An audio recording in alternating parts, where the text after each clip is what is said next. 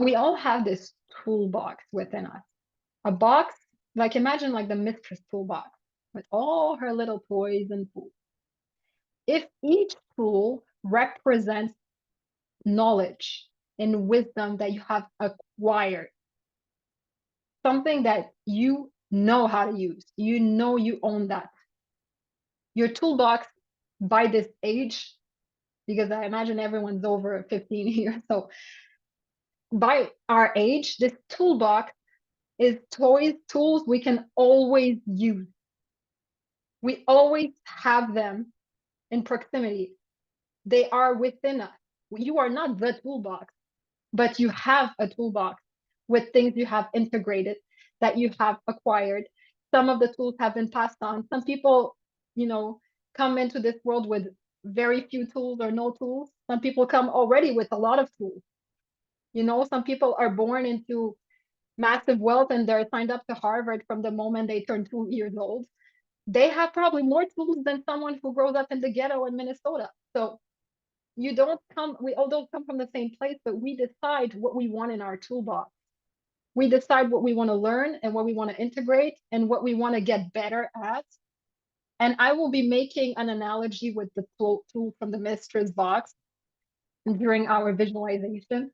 But I already want you to see how every version of you, every past version of you, as we grow, you integrate more knowledge, more skill. Every time we pass a new year, there's something new that we have learned, that we acquire. And as we move through life, our toolbox gets bigger, heavier, and we, become more strong holding it. And then we can use these tools and not just have them accumulate dust. It's like, oh, I know I have learned how to speak in public. That's something that can serve me in this context, that context. I can use it to do classes. That's an integrated skill. That's something that I have acquired as knowledge. Something else that I haven't acquired yet, but I would love to, is to be able to do that kind of speech in Spanish. If I get really good and fluent in Spanish, that becomes another tool that goes in my toolbox. And if we're aware of all the tools we have, we stop feeling like we have nothing on our side. It's like, no, I have so much already within me that I can use. Just being healthy. Like so many people, like you can have all the money in the world. If you're unhealthy, that's where all your money is going to go, making you healthy. So just having our health being like, oh, I can walk, I can climb, I can run, I can breathe without being like, but actually breathing, like that is a super powerful thing that we have that we take for granted. And the ability to use our voices is a tool that we have that we haven't used to, like I'm doing the flogger, we haven't used to, we're not used to using. So we have tools that we have that we just need to develop the skills and be very comfortable using. And for me, using your voice is one of the biggest ones. That's why we will have a little workshop on using our voice, because it is a skill.